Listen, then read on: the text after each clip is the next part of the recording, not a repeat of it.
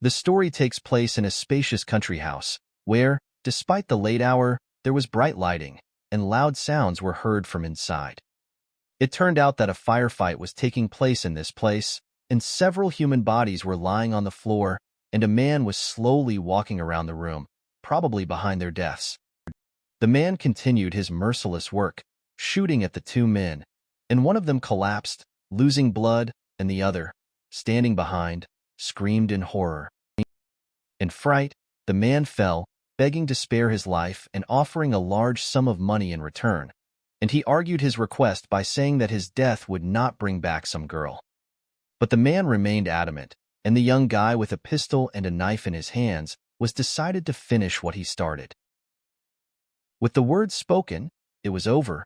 He raised his hand and pulled the trigger, and the shot rang out, and he truly finished what he started.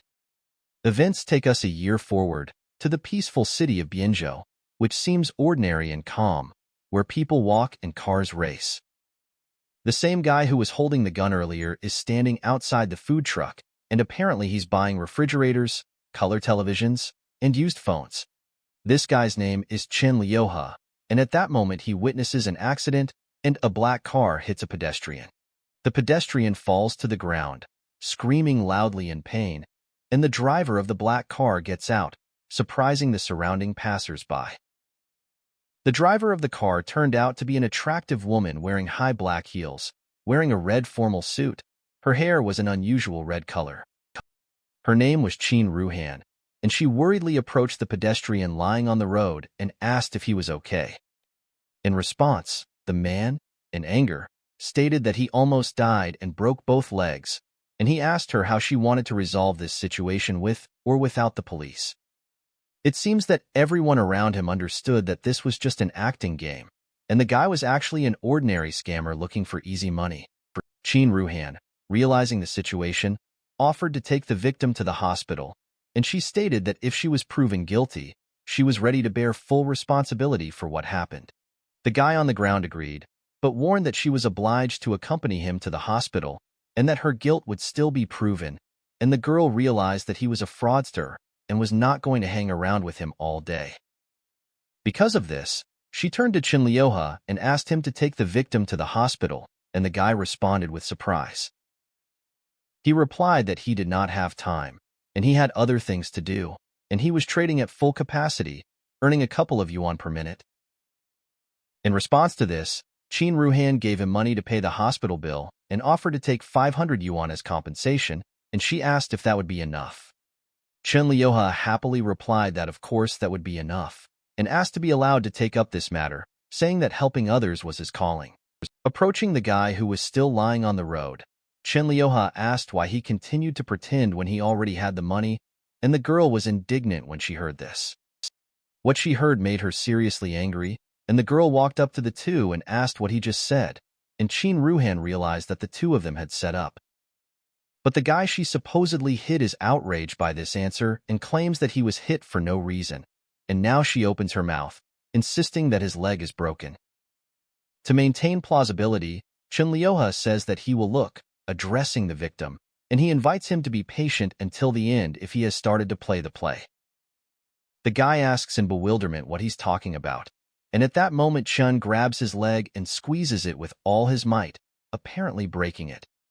The unfortunate man screams in pain, but Chen Lioha doesn't pay attention, and after all, it was his idea, and now his leg is really broken. Chin Ruhan was very surprised when she saw this, and found it hard to believe that ordinary scammers could be so merciless. She says that she remembers him, gets into the car and drives away, and the unfortunate guy with a broken leg continues to scream. Chen Lioha, turning to him, asks why he continues to scream, offers to take him to the hospital because he has money, but in response he threatens. The protagonist is not one to be afraid of such threats, and he responds that he knows his three friends are nearby while lighting a cigarette. After which he adds that since he was able to break his leg, he can do the same to his friends, and confidence is visible on his face. Hearing these words, all four of them were scared, and none of them were going to start a fight with this guy.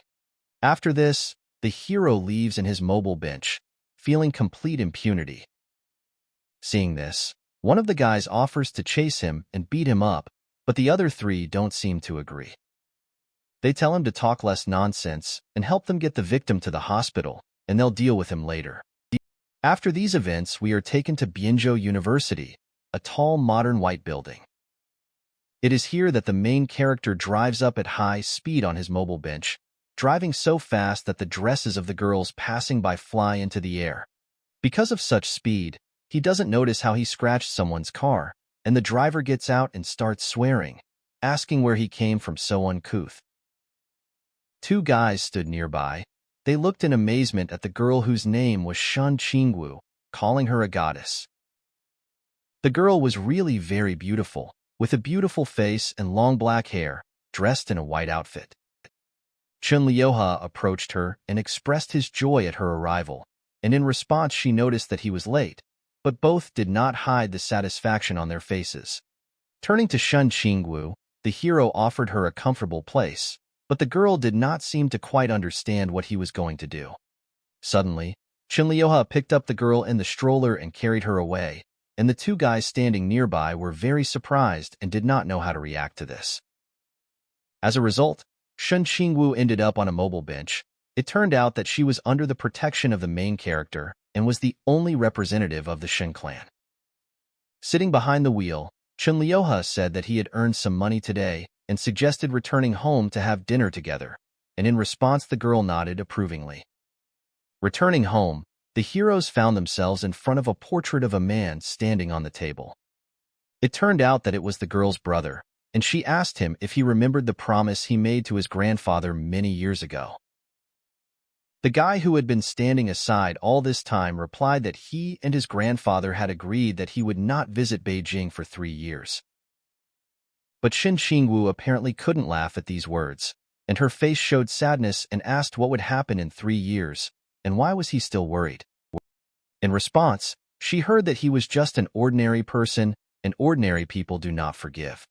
After this, Chun Liuha's phone rang and he answered the phone and announced that he was a master of a wide range of home services, and in response to this, the voice on the phone asked him to help with a plumbing problem. The guy agreed and asked for the address, and the female voice on the phone seemed familiar to him, but he couldn't remember where he had heard it before. When Chun Liuha left, he told the girl that he would be back soon, and Shun Qingwu looked very sad, as if she didn't want him to leave and asked him to be careful. The scene takes us to the Hanqing Pear Orchard District. The guy came to the specified address and rang the doorbell, and when the door opened, he was surprised. He quickly realized whose voice he heard on the phone. Standing in front of him was the woman whom he had cheated out of money that morning, and she asked him why he was so surprised. But the guy was not embarrassed, and he replied that it doesn't matter who is in front of him, what matters is whether he has money, and offered to start work as quickly as possible. Walking into the house, he noticed how beautiful it was, and in response, Qin Ruhan told him to talk less and get to work fixing the toilet. Chun Liuha indignantly asked why he was called in such a situation, because they could have invited a repair specialist. To which the girl sarcastically replied that he is an expert in a wide range of household services, and if he cannot cope, then it will be on his conscience. In bewilderment, the guy said that he had just started working and did not understand what kind of false call he was talking about, but Qin Ruhan continued to mock him, threatening to demand compensation. Chun Liuha, realizing why the woman was angry with him, tried to justify himself by saying that he was not with the right guy, and if she wanted her money back, she should find him. But her anger only grew, and she raised her voice and threatened to sue if he didn't fix her bathtub today. Inside, she knew she was too angry, but she considered herself lucky to have this guy she could take it out on.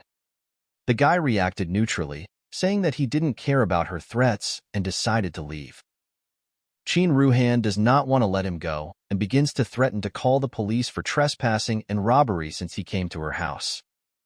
She starts dialing the police number, but the guy asks her to stop and agrees to fulfill her request.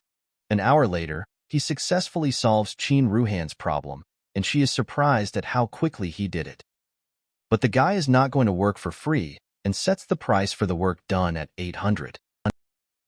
She is outraged by the figure and invites him to return her 400 for branded underwear, which, according to her, he ruined.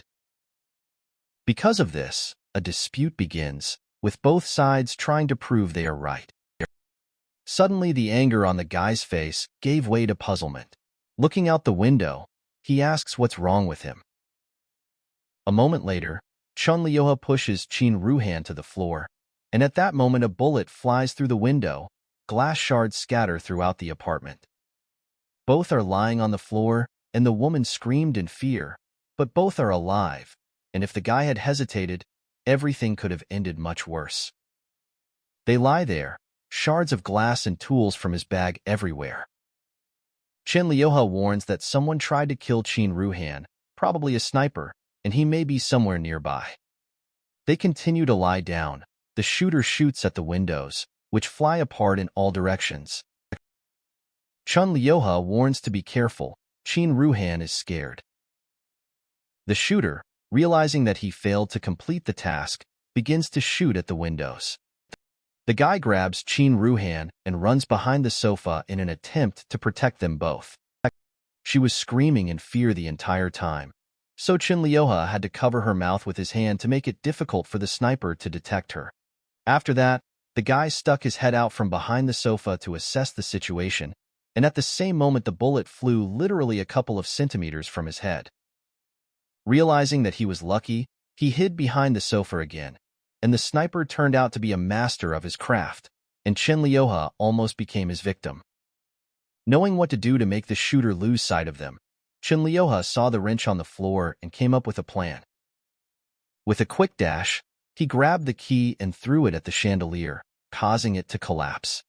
This action left the room in darkness, making it difficult for the sniper to spot them.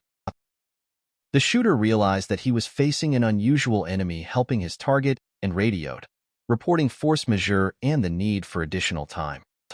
Realizing that the soldier will not be able to complete his mission from this position, he retreats, forced to come up with another way. In a dark room, the guy assesses the situation and says that the danger has passed, and Chin Ruhan continues to sit scared behind the sofa.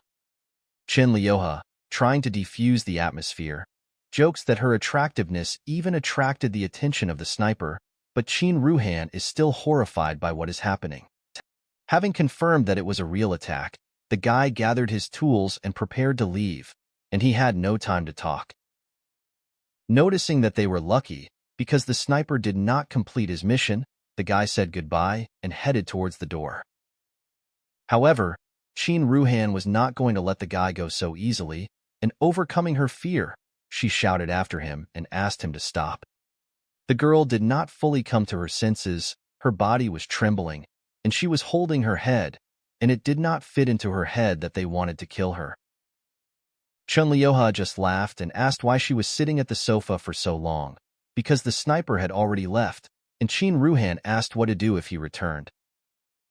The guy sarcastically replied that, of course, if the killer returns, she will have to hide again. Noticing that the girl was shaking even more, Lyoha realized how scared she was.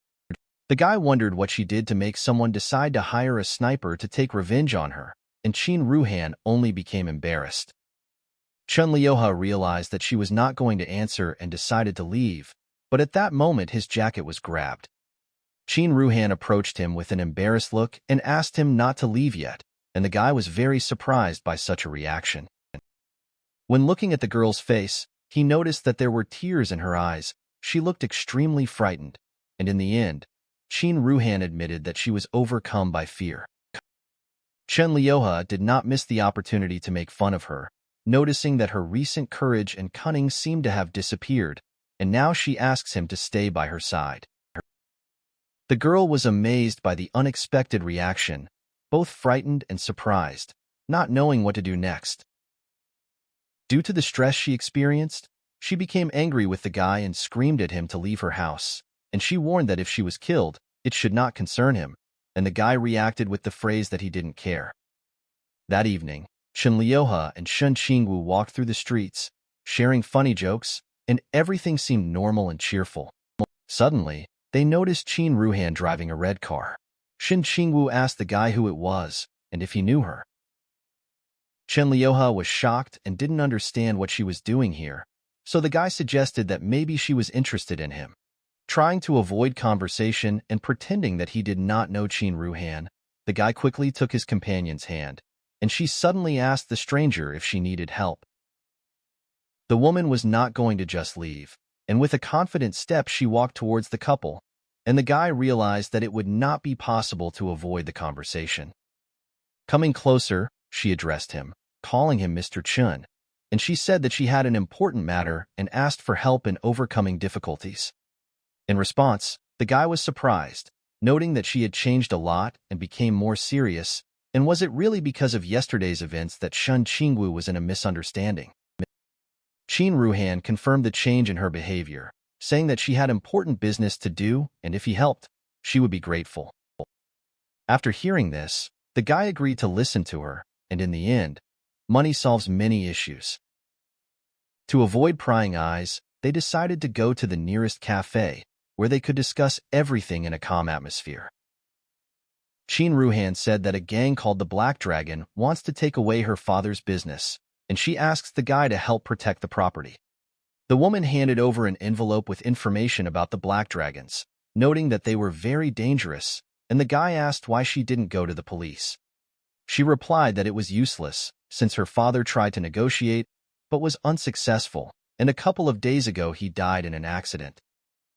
This information greatly upset her, and everyone around her understood that danger awaited her, and the guy noted that now they were involved in this.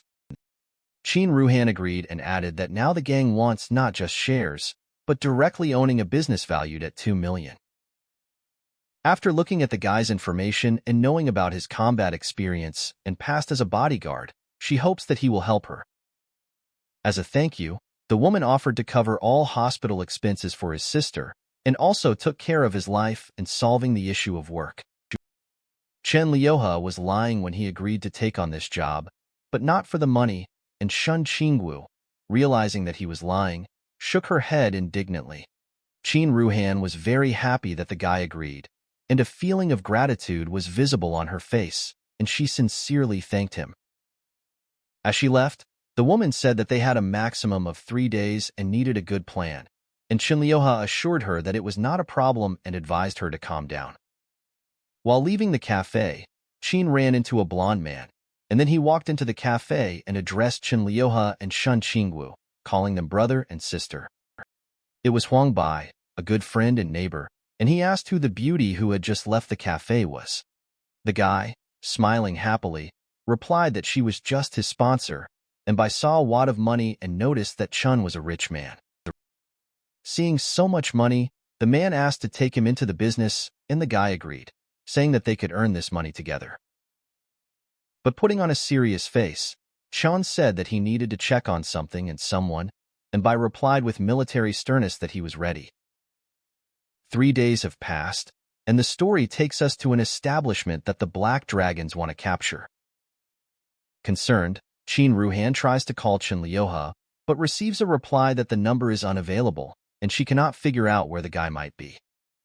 The woman angrily throws the phone on the table. She is overcome with rage.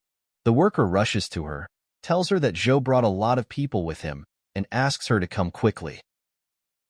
She tells the waiter to show everyone to her office and stop panicking, but her face expresses concern. A crowd of bandits appears at the office, and their leader, Zhou Yongkong, says that they have almost signed an agreement with concessions of demands. But Qin Ruhan, responding to Zhou Yongkong, says that this establishment is in memory of her father, and she is not going to give it to the gang. The bandit leader hints that if she does not sign the agreement, then they will always have backup measures to force her to do so. At the same time, the villain adds that he is gentle towards women and does not want to do terrible things, hurting such a beautiful and young woman. Qin Ruhan flares up in anger at such statements, and Zhou Yongkong continues to threaten, saying that if she does not care about her fate, then let her think about her younger brother. Threats towards her younger brother completely infuriate the woman, and she declares that if they touch him, they will not get away with it. The criminal does not pay attention to the threats from the woman, only notes her determination and regrets that the old man only wants to transfer the establishment. Zhou Yongkang changes his tone and warns that he will count down to 3, and if she does not sign the document, her family will die immediately, but if she does, she can count on compensation. The criminal immediately starts counting from 3, and Qin Ruhan is on the verge, full of rage, but powerless to do anything. After pronouncing the number 2, the woman realizes that she will have to sign a document, and she apologizes to her father and brother for her failure to preserve the family capital. When the number 1 was heard, Qin Ruhan agrees to sign the document according to the bandit's conditions. Satisfied, Zhou Yongkang assures that after signing the contract she has nothing to worry about, promising complete safety for her and her brother, and he holds the piece of paper closer. The next moment, a noise is heard from the side. Someone bursts into the room and knocks out one of the bandits, and everyone present turns their heads in surprise. The leader's bodyguard takes a stance and prepares for a fight. Zhou Yongkang jumps up from the sofa, furiously not understanding who dared to burst in at such an inopportune moment. It was Qin and Bai. They quickly deal with all the bandits standing at the entrance to the office, and with a smile on his face, the guy notes that they arrived just in time. Qin Ruhan is over the moon. Her bodyguards finally came and she was saved. Zhou Yongkang, expressing blatant annoyance, turned to the woman and asked what all these events meant and what was happening here. The guy answered instead of her, stating that he was the vice chairman and strongly recommended that they abandon the idea of buying this establishment. The bandit leader was furious, asking Qin Liuhe who he was and whether Qin's words of agreement were empty. Ruhan whispers to the guy, noticing that he came too late, and asks what his plans are. Zhou Yongkang, full of anger, agrees, but warns him not to be told later that he did not warn. However, Qin Liuhe asks the bandit to wait a few more minutes, claiming that he has more things to discuss. The villain, seeing his photographs, became even more angry, not understanding how someone could dare to collect such materials. The guy announces that he had to put a lot of effort into taking these photos, and suggests that the bandit consider what would happen to his status in the gang if his wife saw this. But Zhou Yongkang is trying to lose, pretending that nothing threatens him, and even if his wife finds out about the betrayal, nothing will happen to him. Qin Liuhe then pulls out some more photos of himself with his mother-in-law and sarcastically praises his skills. Seeing this, the leader's bodyguard could not contain his rage and made the first blow with full force, and yet the guy was able to block this blow. Because of this, Qin Ruhan was very scared, not expecting such a development. Qin Liuhe, blocking the blow, notices that the opponent was very strong, and he jokingly tells the girl that with such a character it will be difficult for her to find a man. But there was no time to talk, and after blocking the blow, he counterattacks with his right hand, but his opponent also blocks his blow. The guy's eyes light up, and a smile appears on his face, and for a long time he has not met such a skilled opponent, and he was able to appreciate the girl's skills. Due to the approximately equal strength of the opponents, after the collision they scatter in different directions. Qin Liuhe, demonstrating his superiority, sits arrogantly on the sofa while his rival tries to assess the situation. This behavior of the guy greatly irritates her, and she decides to continue the fight, taking out her weapon. But at this moment, Qin Liuhe raises his hand, calling for a stop, and then he turns to the bandits, asking them to rethink the whole situation. Zhou Yongkang, incorrectly assuming that the guy is trying to avoid a confrontation out of fear, wants the deal to finally go through. In fact, the guy knew another secret about the bandit. He was stealing money from his father-in-law, and by offering to discuss all the conditions again, he emphasized his position. The villain could not stand such impudence and ordered his bodyguard to beat the guy so that he would think before making such statements. The girl took out a knife and walked towards Chun, but he remained calm, continuing to sit on the sofa, only noticing that her attack was too impulsive. Inviting her to calm down, he blocked her quick strike with a sharp movement of his leg. However, this did not stop the opponent, and she launched a second attack. During the second attack, the guy threw an ashtray at her, forcing her to stop and repel such a cunning move. At the moment of breaking the ashtray on her hand, Qian was already standing in front of her, surprising her with his speed, and immediately after he delivers a precise blow, causing the girl to bleed from the mouth. The blow was powerful, and the guy ends the fight, warning that she shouldn't have waved a knife in front of him. Addressing the bandit leader, he hints that he now has an advantage in negotiations. Despite this, Zhou Yongkang looks at the guy condescendingly and encourages him to think again. At first, Qian doesn't understand what he's talking about, but he looks around and sees the girl he just defeated getting to her feet, which was strange considering the force of his blow. Qin Ruhan, watching what is happening, trembles, as at the moment when she was assassinated, and she is afraid and does not predict what will happen next. Meanwhile, the bandit leader's bodyguard gets to his feet and takes out a syringe with an unknown liquid, which he injected into her leg.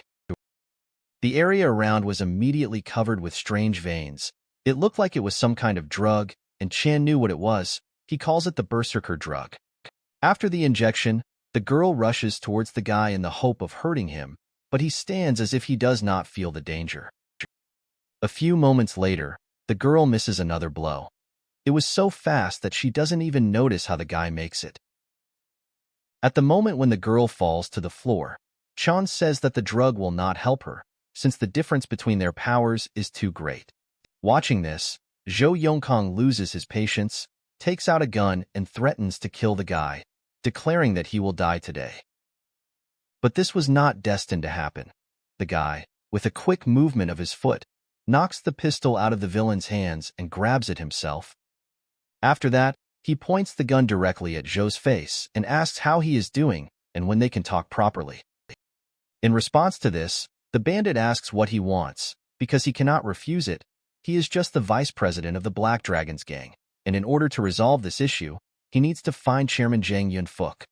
But Chun doesn't want to listen to this chatter, and to demonstrate the seriousness of his intentions, he fires the gun, and the bullet passes just an inch from Zhou's head.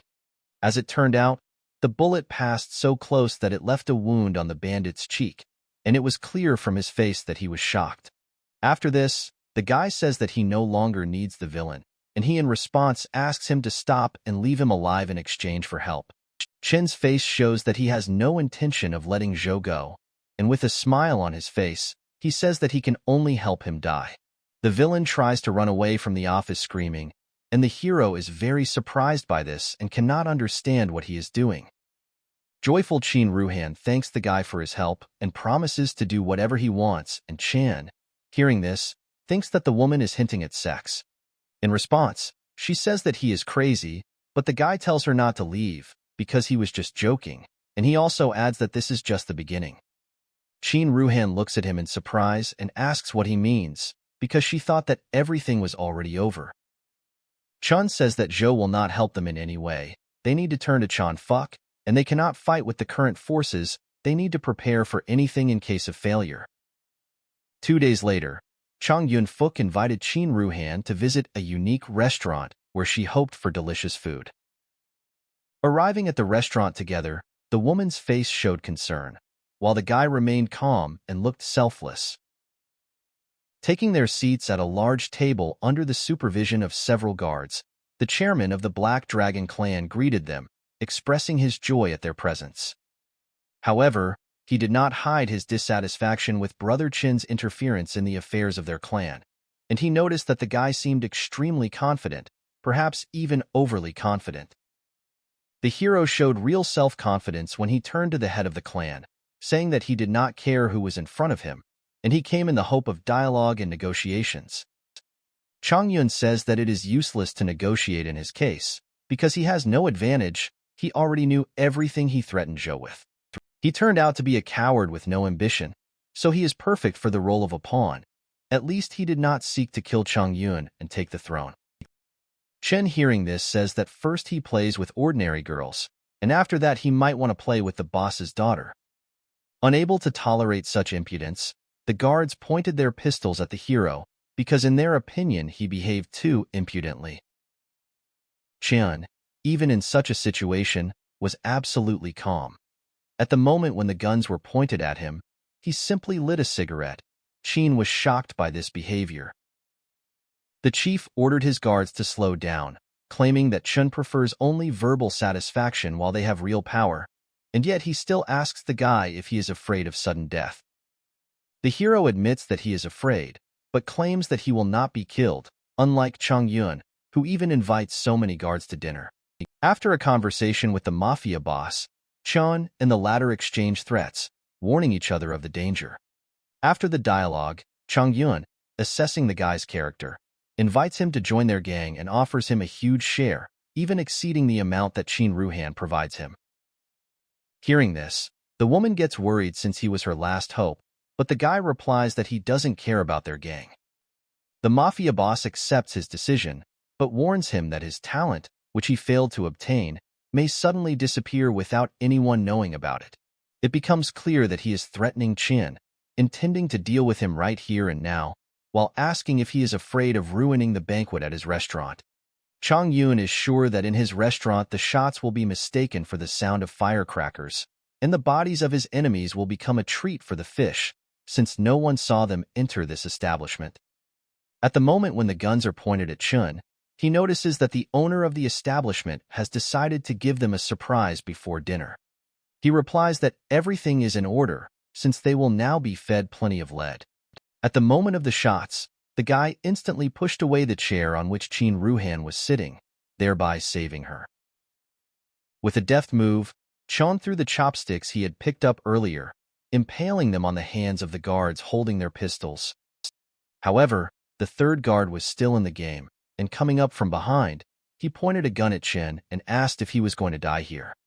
Masterfully distracting him, the guy threw a half-smoked cigarette, confusing him. The guardian hesitated for only a moment, but that was enough for Chin to instantly approach him and prepare to attack. He grabbed the guard so that he couldn't fire his gun. The next moment, with a powerful kick, he knocked down another bandit standing behind him. Thanks to the successful attack, Chun ended up with a pistol in his hands, which he snatched from the bandit, and several shots were fired, and the guards were neutralized. The guy was confident of his victory, pointing the gun towards the boss. He warned him to be attentive to warnings of danger. However, Chang Yun was not at all afraid, and his face remained absolutely calm, and in response, he advised Chun not to die from excessive happiness. The hero instantly grabbed the bandit, pointing the gun at his back.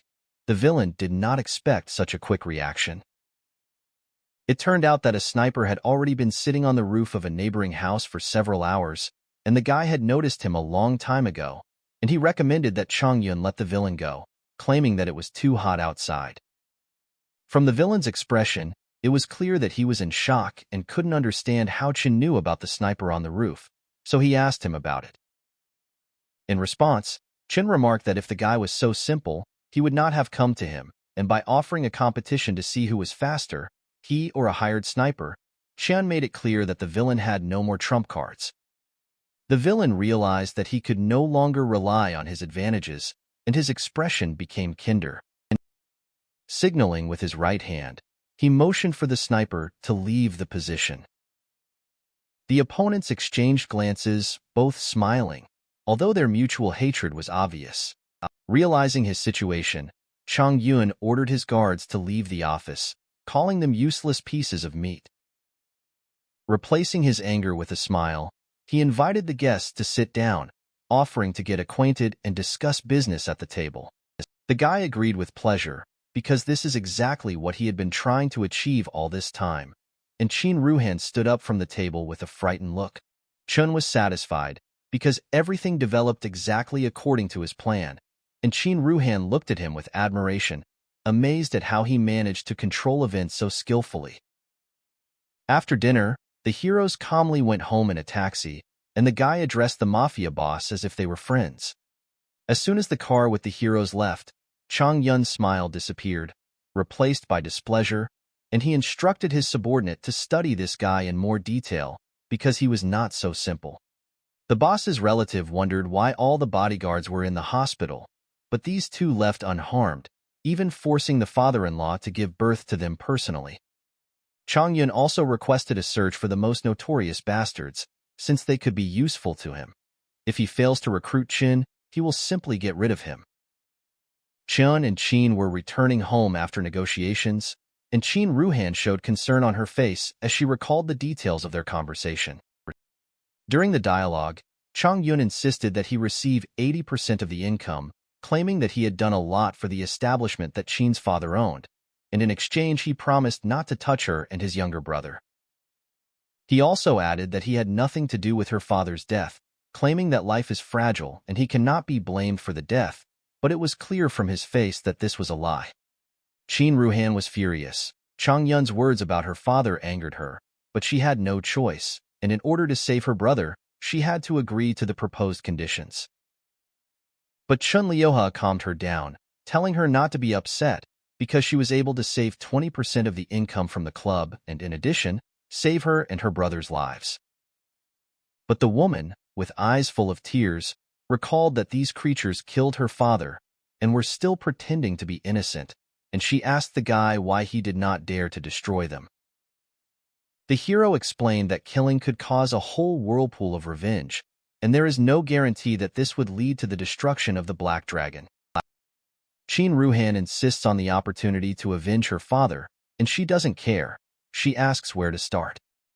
In response, the guy joked that in order for him to make up for the murder of her father, she would have to offer more than just money. Chin Ruhan did not appreciate such humor, asking what kind of absurdity he was talking about, and she was not laughing at all. Fatigue and sadness were visible on her face.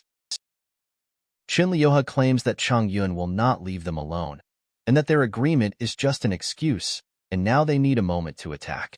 The woman asks what possibility we are talking about, and the guy clarifies that the strongest defense is destroyed from the inside, and an option could be to use Zhou Yongkong. 3 days have passed, and events again take us to a club owned by Qin. In the office, Huang Bai and Chin Liuha were enjoying drinks, and a neighbor praised the guy, telling him how generous and smart he was for appointing himself president and becoming a security captain.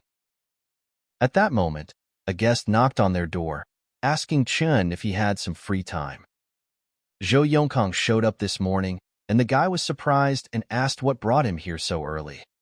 The guest explained his visit by saying that they had recently entered into a contract with Qin, and they had finally become partners, and therefore he had come to pay tribute to him. Chin Liuha listened carefully to all the words and realized that Zhou Yongkong had something to do, but he could not yet figure out what exactly he was up to. In the end, it turned out that the guest invited the guy to dinner, while expressing an apology for his unworthy behavior, and the guy clarified whether Chang Yun would be present. Zhou Yongkong replied that Chang Yun would not join, just the two of them, and from his expression it was clear that he had some kind of plan and was up to something. Chun Liuha agreed. He didn't care about the bandits' intrigues. He saw in this only an opportunity to bring his plans to life. As a result, they headed to a local restaurant, where Zhou noticed that they served the most famous and delicious food in the city. The entire table was filled with a variety of plates, and Chun ate as much as he could, and the food was incredibly delicious, making him want to bring his sister here next time. At one point, Zhou Yongkong received a call, and he told the guy that he only needed to go away for a couple of minutes, and he did not mind. Suddenly, just as Chin Liuha finished eating, a bunch of bandits rushed into the restaurant. There were at least 5 of them, all armed with machetes, and it was immediately clear that they were ordered to kill the guy. The hero expected such a turn of events, and he only thought that they began to act very quickly, and he did not even manage to have a normal lunch. One of the enemies immediately attacked him with a machete, and in response the guy deftly threw an empty glass with a gnawed bone, which broke on the attacker's head. Then the guy was attacked by 2 enemies at once, and he was ready to fight using his bones as weapons.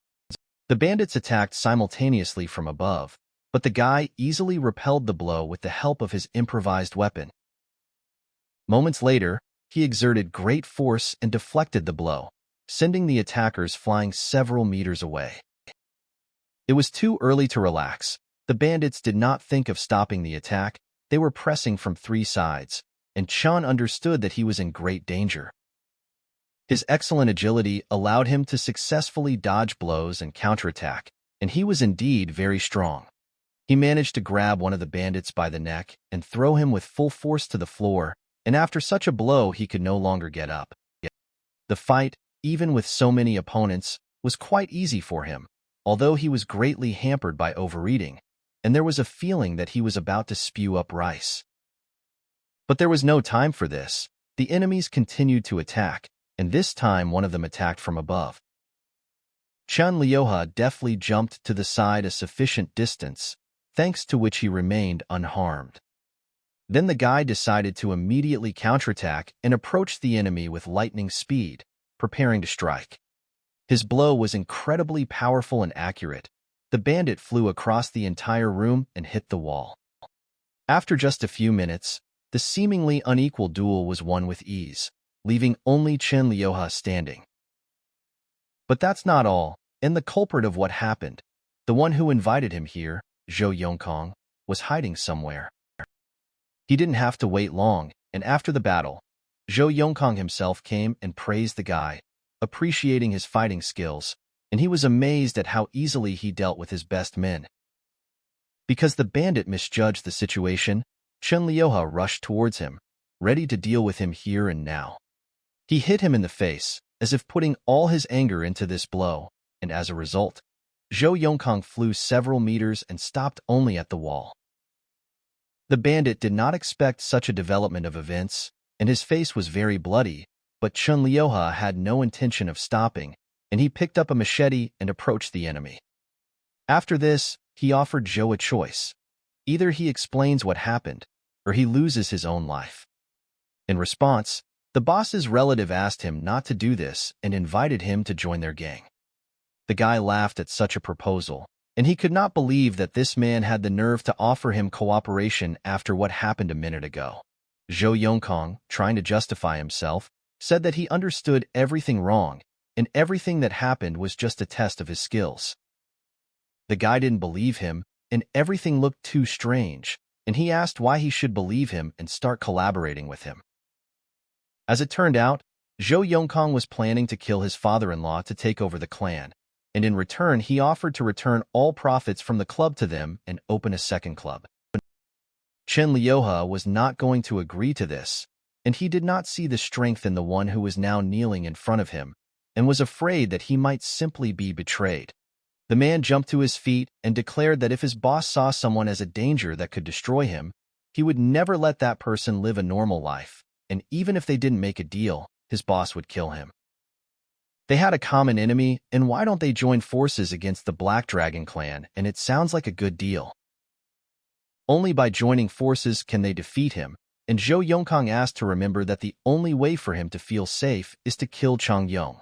After listening to everything, this guy notices that he did not expect such ambitions from a man who cheats on his wife with his mother-in-law. The bandit replies that his father-in-law is a very careful person and it is difficult to plot around him, and only now he has the opportunity thanks to the task of assassinating Chun Lyoha. The guy, after weighing the pros and cons, agrees to help, and now this was the best decision, but he warns Zhou Yongkong that in case of betrayal he will not survive. The two end up shaking hands. Who could have predicted this outcome? And it looks like there's going to be an interesting twist. Standing in the Black Dragon Garden, Zhou Yongkong reports to his father-in-law that he tried to force the guy to come over to his side, but he refused. Moreover, he made up a story that he slapped him, which offended the entire Black Dragon clan. This story makes Chang Yong furious, breaking a glass of wine, and he calls Chun Lyoha a bastard and orders people to be cooked. Zhou Yongkong is happy because the old man is hooked, and everything is going according to his plan, and all that remains is to wait. Meanwhile, Chun Lyoha is minding his own business at the club, annoyed that he was just killed in a mobile game. Suddenly the postman visits him with a package that was sent to him, and the guy thinks that this is a mistake, because he didn't order anything. Perhaps this is a surprise from a fan, the guy thinks, and happily takes the package, although he becomes curious about what's inside. The messenger looks suspicious, and in fact, as soon as the package is taken away, he runs away and looks at the timer, which is at 0 seconds, and it looks like the package contained a bomb intended for Chun Lyoha. But something went wrong. The device did not work, and the man is surprised, and everything should have gone smoothly. Suddenly, he sees someone who, according to his plan, should have been dead, and the hero stands opposite him with a smile and asks why he tried to kill him. This killer is not an ordinary one, a real professional who has killed many people. The killer is scared. This is the first time something has gone wrong, and now he will have to confront the one who is trying to kill him. Shin Ryoha notices that the killer is dedicated to his work, but his bomb turned out to be childish. The enemy, pondering the next step, asks what he is talking about. There is no time to think. He pulls out a gun and tries to end it all with one shot, shouting, "Go to hell." The hero got angry from such games, and he was infuriated by opponents who could not fight honestly, and the killer, taking advantage of the moment, ran away. The killer was terrified when he accepted this order, and it never even occurred to him that things could turn out so bad. Shin Ryoha ran after him, but fell behind, and the enemy turned out to be very fast, but the guy was confident that he could catch up with him. After a short chase, they ended up on the medical floor, and looking around, the guy looked for his target, but she was nowhere to be found. Using his unique senses, developed over the years as a bodyguard, he began to scan the area. This gave results. He felt something and instantly rushed to the intended place, and confidence was visible on his face. Having entered the desired room, he found himself in a massage room, and it was clear from the worker's face that she was worried about something. Shin Ryoha immediately realized that the killer was somewhere here, and he only had to come up with a plan of action. Closing the door behind him, he began a conversation with the client, introducing himself as a jack of all trades, including massage. The guy hints that fate brought them together and offers her a unique service. With her gaze, the worker suggests the location of the enemy, and Chen Lihyu continues his performance, waiting for the perfect moment. It worked. The killer fell for the trick, and at that moment, when he was already confidently defeated, a fist appeared in front of him. Surprised, the killer needed to do something quickly, and his best option seemed to grab the girl and use her as a hostage. Having done this, he began to threaten and stated that if Shin Ryoha took even a step, he would shoot the girl in the head. But the guy did not fall under the pressure of the enemy. He just looked at him sarcastically, and it seemed that he knew what he was doing. The killer continued his monologue, ordering the hero to leave the room, otherwise he will kill everyone inside. The guy remained unshaken, saying that if the killer wants to kill, then let him kill right now, and he is sure that he will defeat him in the end, and that he has nothing to do with the mercenaries. At this moment, the enemy loses his temper, shouts that Cheon is talking nonsense, and demands that he behave normally, threatening to kill the hostage. After these words, the guy with a decisive look declares that if the killer could do this, he would have killed the girl long ago.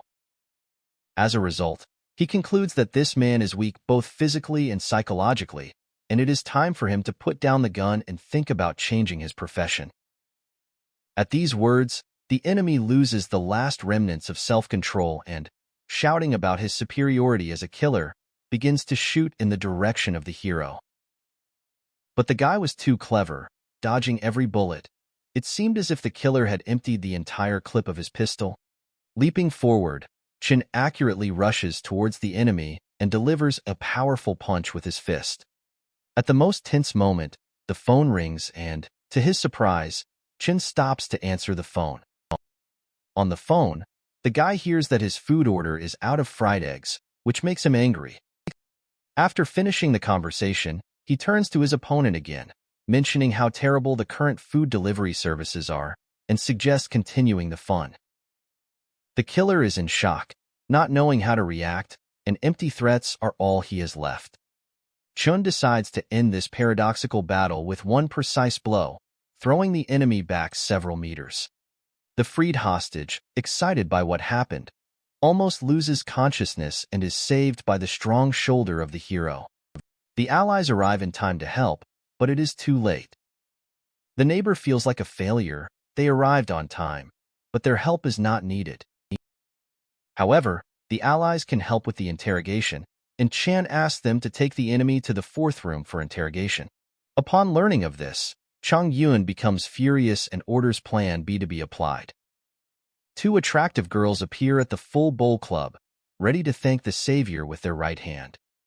The guy, with a mouthful of noodles, is dumbfounded, but the girl offers to buy him a bottle of wine to cheer him up. The girl sits down next to him and asks with interest about the details of the incident. She wonders whether the killer betrayed his employer, but it turns out that the police took him away before they questioned him. The beauty offers to buy a bottle of wine to cheer Chen up, and the guy agrees. Another girl thanks the hero and offers to raise their glasses, and they drink wine from the glasses. The guy thanks his companions, and they continue to drink wine. The girl asks if the wine is really that tasty, but Chun suspects that something else is going on, and he doesn't drink it, he just pretends. The guy continued to play his role, pretending to be delighted with the wine. Continuing the comedy, he began to complain about feeling unwell, and the girl asked with interest what was wrong with him. Eventually, Chin acts out the scene as if he is completely tired and pretends to fall asleep, making it clear that no force can keep him from sleeping. The guy sits on the couch with his eyes closed, and the girl, trying to wake him up, becomes tense, realizing that perhaps she is not doing what is required of her. With her phone in hand, she discusses running an errand, expressing concern for her family. With worry in her voice, she asks what will happen to her husband and child, hearing that they will be released as soon as she brings Chen. With sadness in her eyes, she apologizes to the guy, expressing regret about the current situation. The Black Dragons believe that everything was going according to plan, and boss Chang Yun received the hero in the parking lot. Chang Yun smokes a cigarette, and one of his assistants throws the guy onto the asphalt. The boss looks down on Chin, kicks him, and tells him that the real test is about to begin. The brave guy asks why Chang Yun sent an assassin to kill him, highlighting the stupidity of such a move. Chang Yun, angry, continues to beat the guy, shouting that his territory is under his control. There is no fear on Chin's face, and he confidently looks at the enemy and asks whether he betrayed his killer. Chang Yong is furious and intensifies the torture, claiming that Chun is now completely at his mercy. The villain is confident in his victory and invites Chen to choose what kind of death he wants to die. To everyone's surprise, Chun claims that he has no intention of dying here. The boss is furious and demands clearer words, but Chun only warns him about his son-in-law's revenge. Chang Yun doesn't understand, but Chun is confident that everything will become clear soon. All the gang members' phones ring at the same time, causing Chang Yun to become furious. Upon learning of this, the boss is furious to learn that his son-in-law staged a rebellion. Moreover, he managed to turn half of the gang against them, and several units have already been destroyed. Chang Yun was beside himself with anger, and he couldn't believe that this loser dared to rebel against him. One of the gang members approaches Chun, kicks him, and demands to give up details about the conspiracy. The guy replies that it doesn't matter anymore, and they are just blind followers who can't see beyond their own noses. Chang Yun threatens the hero, saying that he will never get back on his feet again, and considers him naive, claiming that the Black Dragon will remain under his control even after his death. With a smile on his face, Chin asks what will happen if he does die. The bandit just grins, confident that in this state the guy cannot resist him. Eventually, he orders his men to kill Chin and dispose of his body. But suddenly the sounds of a fight are heard from behind, and Chang Yun can't believe what he's hearing. The remaining bandits turn around, suddenly learning that events are taking an unexpected turn. In the blink of an eye, Chang Yun's wards were killed with firearms, and he himself looked ahead in fear, unable to comprehend what was happening. But it was exactly like that, and in front of him stood a hero holding a gun aimed at the villain. With a smile, the guy returned to the villain the same words that he had spoken to him just a minute ago, offering to choose the method of his death. Chang Yun states that he doesn't care how he dies, and what he cares about is what happens to Miss Chin if he dies. Finding himself in a difficult situation, Chun asks where Chin Ruhan is. In response, he hears that while they are trying to kill him, his people have already taken the woman hostage, advising the guy to think better. The villain warns that if he doesn't contact his people in an hour, Miss Chin will die, and at that moment the guy's phone rings. It was Zhou Yongkong, who was wondering if Chang Yong was killed. Chen reveals that Chang Yun is alive and also has Qin Ruhan hostage, and the hero weighs the pros and cons, planning to trade her for his safety. In response, Zhou shouts into the phone that this cannot be done, arguing that if the mafia boss is released, it will be impossible to catch him again. The news worries him, and he is infuriated by the fact that the old man is still manipulating the situation. His assistant suggests finding people to help in this situation. Zhou agrees. It seems he has a plan with which he can solve two problems at the same time. The action moves to an abandoned factory where Qin Ruhan is being held hostage.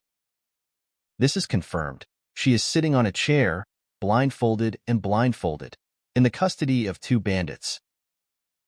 One of them, looking through binoculars, tells the other that someone has arrived. It turns out that the second bandit is a former sniper, whom the mercenaries entrusted with the task of eliminating the woman, and he intends to kill Qian. The former sniper takes out binoculars and sees a guy leading an old man with his eyes and hands blindfolded. Via voice communication, he orders his men to be on alert and to cordon off the building. Chun and Chan enter the room. Two thugs shine their flashlights on them and order the guy to remove the bandage and tape from their boss. He obeyed their demands. The bandits assured the boss that everything would end soon. The hero took the mafia boss to the indicated place and now seeks to find out where Qin Ruhan is. One of the bandits, using voice communication, orders the other two to prepare for a deal in the sixth position. But instead of answering, he hears a strange noise, and the villain demands clarification and demands an immediate answer. Looking through the binoculars again, he discovers that behind his boss is Bai, who killed two people. The sniper is stunned to realize that it was a trap, and the real Chen is somewhere next to him, with his hands untied. Suddenly there is a noise from behind, and the next moment the armored door explodes. As the door falls to the ground, they see one of their men with a knife in his chest. They then spot a grenade in the sky, and it explodes, blinding the two bandits. Due to blindness, they begin to shoot in the sides, but in response, knives fly from the darkness. These blades, unlike their bullets, reach their target, and it turned out that the one who threw them was Chen Liuhe. The former sniper immediately recognized this guy, realizing that he was now at a serious disadvantage. He still had a backup plan, and instantly rushes towards Qin Ruhan, holding her by the throat, ordering the guy to stand still. Otherwise, he threatens to kill himself along with her, since he has explosives on his chest. The villain repeats his demands, warning that everyone will die if Chen Liuhe does not stand still, and the guy analyzes the situation and realizes that it is a remote-controlled explosive. The sniper orders not to take decisive action, but simply to raise his hands, since another bomb is on him. The hero obeys and raises his hands up, trying to determine the place where the second bomb is hidden. The second bandit who was in the room still had not recovered from the blinding grenade and did not see anything. Taking advantage of the moment, Chun takes his last knife and kicks it towards the suicide. The blade hits the enemy's hand, the detonator flies away, and at the same moment the hero delivers a powerful blow. This attack sends the enemy flying to the other end of the room, and it seems that everything was successful.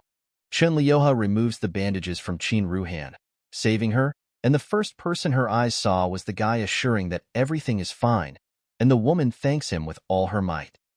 But this is not the end, and Qin notices that their old acquaintance is still alive. He stands on his feet, takes a dagger from his wounded hand, and empty syringes are visible under his foot. The villain says that although it is not pleasant, the drug turned out to be extremely strong, and Chen realizes that it is the same drug that the girl used. The hero orders Qin to quickly leave and hide in a safe place. The bandit begins his attack by shouting, "Go to hell," and exhibits incredible speed. likely due to the effects of a strange drug. The guy dodges the blow, the floor shatters right under him, and the attack turns out to be incredibly strong. Apparently, the substance gives not only speed, but also great strength. The villain is preparing a second attack, and Chun decides not to rush and takes a defensive stand. He manages to block the blow, but this does not change the fact that it was so strong that the guy moved several meters away. Deciding on a counterattack, our hero instantly grabbed the bandit's hand, and he was completely unprepared for such a turn of events, and the guy's movement was so fast that the enemy did not even have time to notice him. Taking advantage of the moment to attack, the guy thrust his knee into the enemy's stomach with a powerful blow, and the villain could not stand it and began to bleed from the mouth. Chun, determined to end this here and now, took a knife and pierced the sniper's chest, and that was the end for him. Then the guy carefully monitored the situation for a few more moments, and this battle was not an easy test for him. Seeing the end of the battle, Chin Ruhan rushed towards Chun, hugging his neck, and she was extremely grateful to him. He reassured her, saying that everything was all right now, but the woman was very scared. Suddenly, Chin's phone rang. The voice on the phone told him that they had problems, and Zhou Yongkong had brought people to kill them, and the hero was shocked, not expecting such a betrayal. The situation turned out to be extremely difficult, and the traitor gathered many people with machine guns, blocking the only entrance to the building. Huang Baisou, hiding behind a concrete column with his hostage, fought off the attacks with force. Chen Liuhe came to the rescue and asked if his neighbor was all right, and he replied that he was all right and was wondering what the item was in Chen's hands. The guy with a grin on his face declares that Chen himself will soon understand everything. Hiding behind concrete walls, the heroes wonder why the villains suddenly stop shooting. Zhou Yongkong addresses them through a loudspeaker, declaring that they are not enemies and calls for them to come out, explaining that he needs Zhang Yunfuk to die. Chen understands that the bandit is lying, because such people cannot be trusted. Zhou continues the conversation, persuading them to voluntarily leave the building and assuring them that he just came to pick them up. Suddenly the guy agrees to go out, but warns that he still won't get what Zhou wants, and throws the grenade he's holding in his hands. The bandits raise their heads in a single impulse, trying to understand what is now flying at them. Chan tells them to try the power of their own bombs and presses the button, which will be followed by an instantaneous explosion of enormous power. The explosion affected almost all the villains, leaving them unable to fight effectively. One of the villains reported to his boss that all of their men were injured, and Zhou Yongkong was furious because his own bomb was used against him. The leader did not have time to complete the sentence when the man standing next to him was shot in the head. Zhou orders those remaining to shoot Chan immediately, since he is approaching and is already quite close. However, all their attempts are in vain, since the guy turns out to be much more accurate, eliminating opponents and pointing a gun at the leader. With the announcement that it's all over, the hero prepares to pull the trigger. However, literally a second before this, a shot is heard from a different direction, and the bullet hits the guy right in the chest, causing blood to flow. As it turns out, a girl with blue hair shot, and under the influence of the injury, the guy falls to the ground, and Zhou can't believe his eyes that they could. Her bodyguard announces that they won, and now she could settle her old scores. After praising his assistant, the bandit leader pushes the guy and asks what happened and why he doesn't resist anymore. Then something happens that he did not expect at all. The guy suddenly grabs his leg and knocks him out with one powerful blow. Just as the blue-haired girl was confused, the knife thrown by the hero rushed straight towards her throat. She falls to the ground, and the guy is relieved to realize that his bulletproof vest and fake blood bag saved his life. But he's not the only surprise this evening, and the girl, who seemed like she should be dead by now, suddenly gets up, using some kind of substance again. Revolting, she says with a crazy look that this new drug has been very effective. Her eyes are full of rage, and pouncing on the guy, she strikes him with a strong blow, but he blocks it. The impact turns out to be powerful, creating a wave that disperses dust several meters around. The guy dodges the next blow and carries out a counterattack with a precise blow to the stomach. This blow could have knocked down any fighter, but for some reason she continues to stand on her feet, and the hero decides to strike again. His blow comes straight to her face, but she remains indifferent to the pain, surprising Chin. Realizing that things are going badly, the hero realizes that this is a new type of drug and decides to retreat for a while. After making several successful dodges, the guy waits for the right moment and throws a kick, which proves effective in knocking the opponent down. Chun feels tired, and this fight is not easy for him, but there is no time to rest, and he is preparing for the next blow from the girl.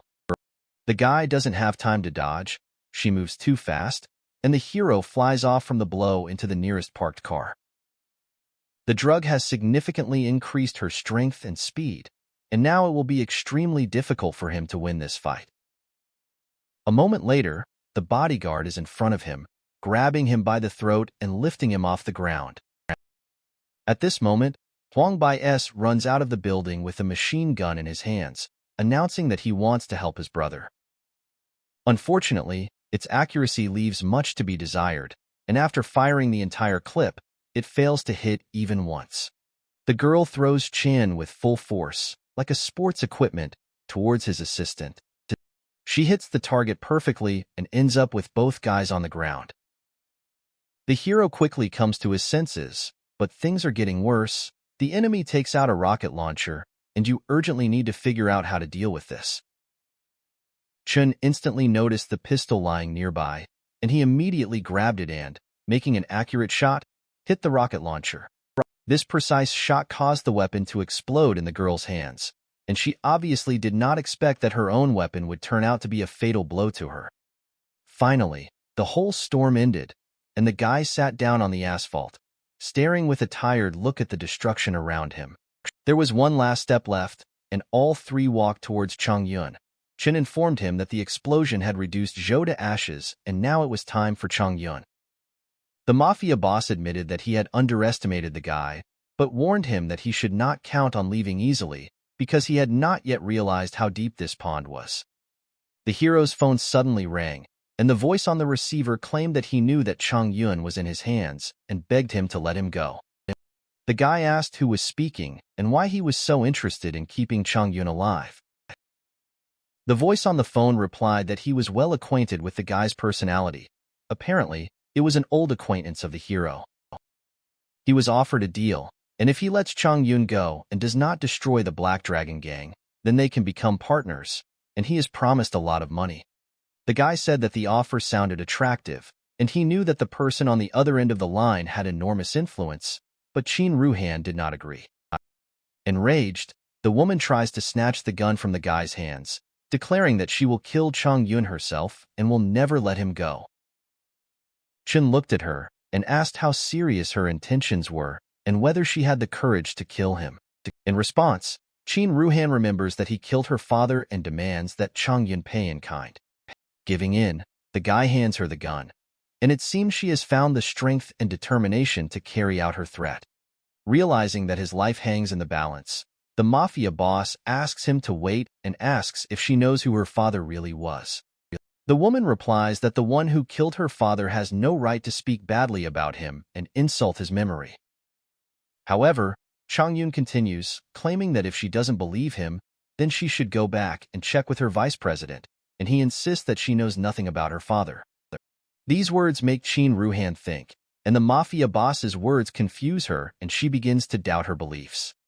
Chang Yun then turns to Qin Liuha and advises him to listen to the voice on the phone, warning him that he could get into serious trouble. But the guy is not afraid. He turns away from Chang Yun and tells him to just shut up. He then takes the gun away from the woman and, declaring that those who commit crimes for their own gain do not deserve to live, points the gun at Chang Yun. And finally, he pulls the trigger. The bullet pierces the forehead of the enemy, and he falls dead. Over the phone, Chun Liuha apologizes to the man for what happened, but the voice on the phone only laughs and predicts the guy's inevitable death. After hanging up the phone, he turns to Qin Ruhan, saying that this way she will not stain her hands. In response, she admits that she is too weak. That's why she needs a man like him, and she agrees, adding that she needs to become stronger. The woman asks the guy to stay with her so that he can witness her changes, and her facial expression shows that she is serious. It was clear from Chin's face that the hero agreed. They shake hands tightly, and he promises to be a good man until the end.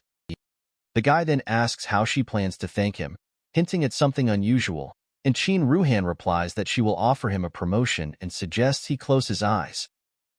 He obeys her request, but wonders why he suddenly smells like smoke, and opening his eyes, he sees Huang by approaching him with kisses.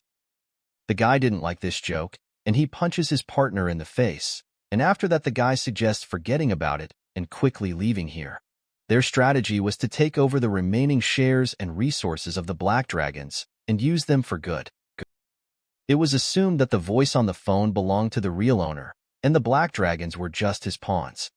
The scene takes us to a crowded club, where Qian and Qin are discussing business with a certain man. It was Su Shirong, the new leader of the Black Dragons, and he was grateful and stated that he would follow their instructions. Continuing the conversation, the woman claims that she will not force him to commit crimes, and as long as they cooperate, he does not have to worry about making money. In honor of this, the new leader of the Black Dragons gang raises a toast and offers a drink. He also takes out a gift trading card from his jacket pocket. Everyone there was rich and famous. As Su Shirong said, this is a great opportunity to meet strong people, and the heroes accept this gift. Chen Liuha thanks for the gift and wonders if Su knows who is behind Chang Yun. At first the man doesn't understand what he's talking about, but then he remembers that his boss claimed to be in contact with a certain person, but no one had ever seen him.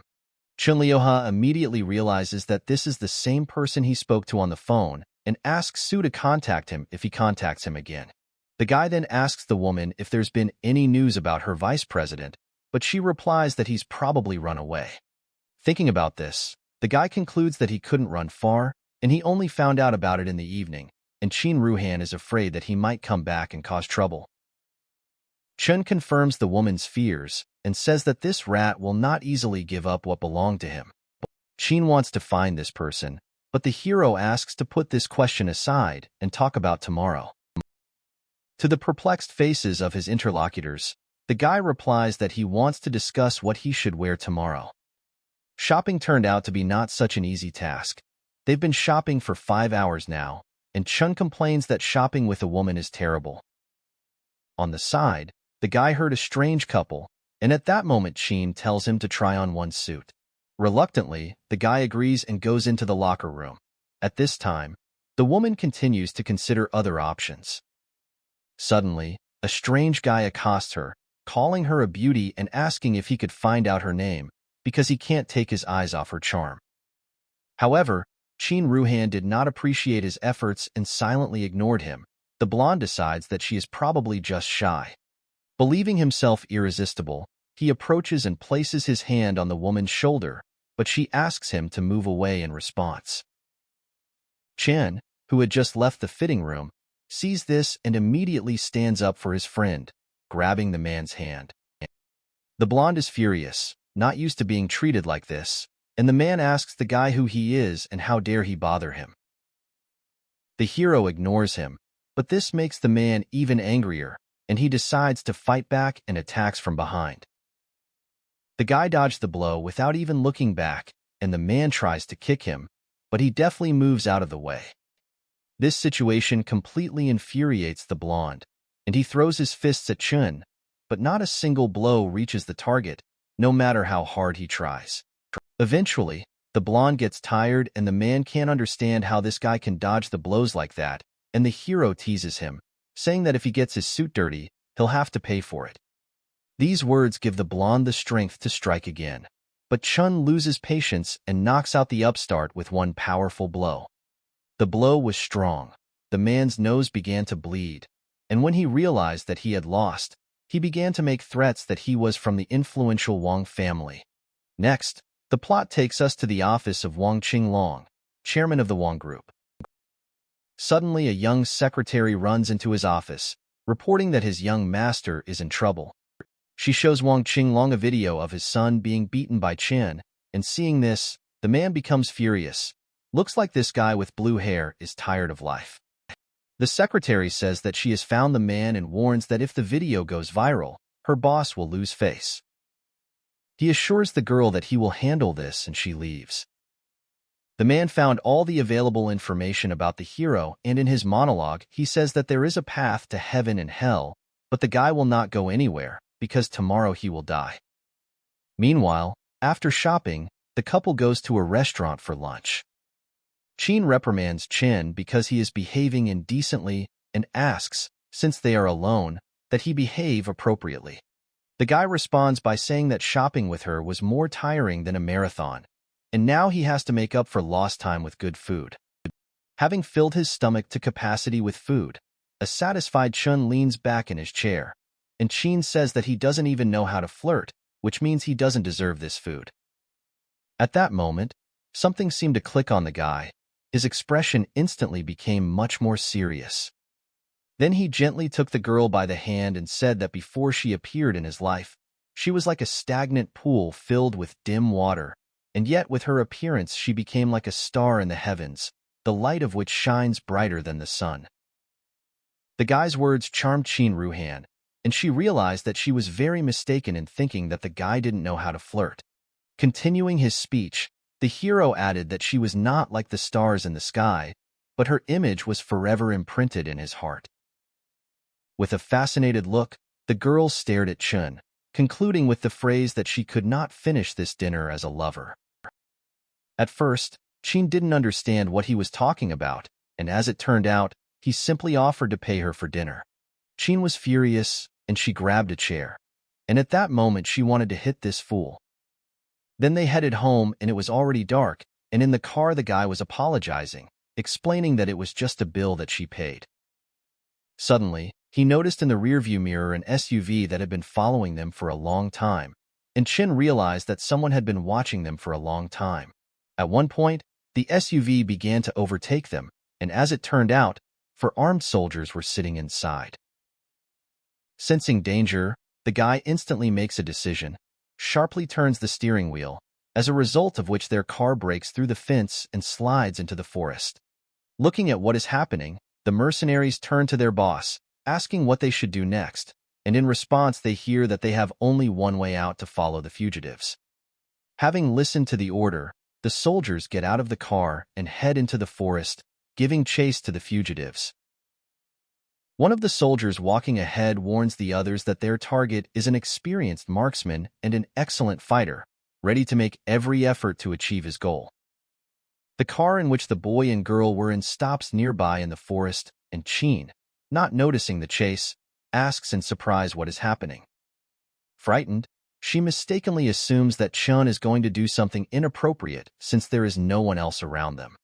The hero replies that someone will be here soon and she should stop her fantasies, and he promises not to do anything strange. At this time, the mercenaries discover a car in which, presumably, there are a guy and a girl, and they silently creep up from behind. Deciding to share, the two head to the car, one climbs a tree, and the other hides in the bushes. Approaching the car, one of them quickly opens the door, pointing a gun inside, and shouts for no one to move, but there is no one inside the car. Suddenly, a noise is heard from behind the bushes, and one of the mercenaries turns, and at the same moment he is hit in the back. It turns out to be Chen Liuha, and with one powerful blow he knocks out the enemy, then grabs a pistol and shoots the soldier in the tree. The guy has excellent accuracy, and his bullet finds the target and the enemy falls, but the hero does not stop shooting. While fighting off three enemies, Chen Liuha takes out his mobile phone and appears to be sending some kind of signal. This is confirmed when he passes the sign to Qin Ruhan, who is standing behind with a rope in her hands. Instantly, they act in concert, and Qin Ruhan pulls the rope, and the enemy falls into a pre-prepared trap. One of the opponents falls for the trick, turns around and starts shooting at the cardboard, mistaking it for an attack. At this time, Chen approaches from behind, pointing a gun at the back of his head, and the mercenary realizes that he has been deceived. The guy orders the soldier to carefully lower his weapon, intending to ask him some questions. Suddenly, another enemy appears from the shadows, pointing the barrel of a gun at the hero's temple. The guy's circumstances were not in his favor, and his companion was also detained, and everything takes an unexpected turn. Realizing that he was in a difficult situation, the guy had to quickly come up with a rescue plan for himself and Qin Ruhan. The mercenary demands that Chen drop his weapon and raise his hands, while promising to guarantee the safety of this beautiful woman. At this point, the villain feels the satisfaction of knowing that his best body armor is prepared and can protect him from a direct hit from a bullet. Realizing that the advantage is not on his side, the hero raises his hands, deciding that this is the most reasonable decision at the moment. At the same time, one of the mercenaries tries to contact his comrade, but he does not answer, and everyone around him thinks that he is dead. But this doesn't really bother anyone, since the fewer people there are, the more money everyone gets, and besides, the boss only needed a guy, and the girl could be useful for other purposes. Standing with his hands raised, Chen Liuha asks who sent them here, and the answer is that no one knows. It can only be assumed that it was someone from influential circles. When the villain tries to take the gun away from the guy, he knocks the enemy down with a deft movement. Then, grabbing his arm, the guy delivers a fatal shot straight to his opponent's head. The rest of the criminals, despising him, begin to uncontrollably open fire in his direction, and the only thing that saves the guy is the body of his killed enemy. Having waited for the right moment, the hero raises his pistol and makes several accurate shots. Fortunately, these shots hit the target, and he is freed from the two mercenaries, and all this time the girl remains unharmed, although scared. She opens her eyes only a few seconds after the shots. Sweat appears on her face. She is very scared. Well, everything is decided, the guy says, urging her to relax and quickly leave here. They get back into their car and head home. This time Qin Ruhan is driving. At this time, Chun is sitting on the next seat, trying to do something using two phones, but he is not very successful, and the girl tries to calm him down. Qin Ruhan apologizes for getting him into trouble again, because they only agreed to help with the Black Dragons. Qin replies that it really is like a disaster, and the girl, clearly wanting to hear a different answer, tries to calm him down. Despite the not very favorable circumstances, a smile and confidence are still visible on the guy's face. Because he is not a coward, he has the strength to destroy anyone who tries to deceive or harm him. The girl notices that he seems to be different from ordinary people, but at the same time he happily stays next to her. The hero once again makes fun of her, declaring that he does not mind having fun with her. In response to this, he receives a well-deserved slap in the face with the remark that now is not the time for stupid jokes. Qin defends himself, claiming that it was just a joke, and she herself understands why he still helps her. The reason is quite simple. They mutually use each other. He protects her, and she provides for him. And all these moments are just preparing the guy for the upcoming trip to Beijing. Promising to return to Beijing in 3 years, he vows to make his enemies pay with their own blood. Continuing their journey along the night road, they finally arrive home an hour later. The three of them gather at the computer, using the phone of one of the mercenaries, in an attempt to find out information about the employer. All these actions, to be honest, are coordinated by Xin Qingwu, and Chen supports them morally. For some time, the sister patiently tolerated her brother's stupid behavior, but at some point she decided to put an end to this game and do what she had been planning to do for several minutes. And we can say that this was the long-awaited and deserved result of his rash actions. Several hours passed, full of intense hacking attempts, but finally the moment came when it was possible to say with confidence that all efforts were crowned with success. Thanks to Shen Qingwu's amazing abilities, he was able to extract the contents of several phones and even find out the location of another phone. This information allowed them to identify an address in the north of the city where the order to carry out the murder likely came from. Late at night, they arrived at this elite area of the city, which turned out to be their next target point. Approaching the door with the desired number, the guy could not contain his curiosity and anticipation, wanting to know who really was behind this door. At a well-known address, they discovered a luxurious mansion, securely guarded. Creeping closer, the guy heard a conversation between two guards regarding the weather and the upcoming thunderstorm. Chun, standing near the fence, assessed the situation, and he managed to find out that two guards were standing at the door, and there were other bodyguards in the villa itself. While communicating with his sister via voicemail, he asks if the target is still in the villa, and Shun confirms that the phone is still there. The guy was delighted with this information, hoping that today he could catch this man, and after all, he was used to being the one who acts, and not someone who can be hunted. Suddenly, a voice came through his earpiece that he did not expect to hear at this time. It was Su Shurong who reported troubles with worry in his voice, and all the Black Dragon's properties were stolen. The puzzled hero tries to figure out who could have committed such an act. So far, no information has been received, although possible options were already beginning to emerge, and Su Shurong announced that he would begin an investigation, and the crime scene was in complete chaos. Even the cleaner was killed. Chun wonders if there are any traces left at the crime scene. According to the new head of the clan, all hard drives and safes were missing, and besides, a photo of the guy was attached to the wall with a knife. The hero invites him to take it into his own hands, and he will join as soon as he completes the current task. At that moment, thunder and lightning rang out in the sky, and thoughts flashed through the guy's head that perhaps the hunt for him had begun again. He suggests that all these events are connected, and perhaps tonight he will be able to find the answers. The situation required immediate action, and the guy, making a deft leap, jumped over a high fence, ending up on the territory of the mansion. Thanks to his outstanding speed, he managed to sneak past the guards while maintaining stealth. Due to their inattention, the guards did not notice anything and continued to talk, smoking and discussing some trifles. However, their conversation was suddenly interrupted by a blow to the face of one of them, which came from the side of the knee, and this clearly caught them by surprise. The second guard immediately pulled out a pistol and began to open fire on the unexpected guest. But, to his own regret, the guy was agile enough to dodge the bullets and then, using a masterful elbow strike, knocked him out.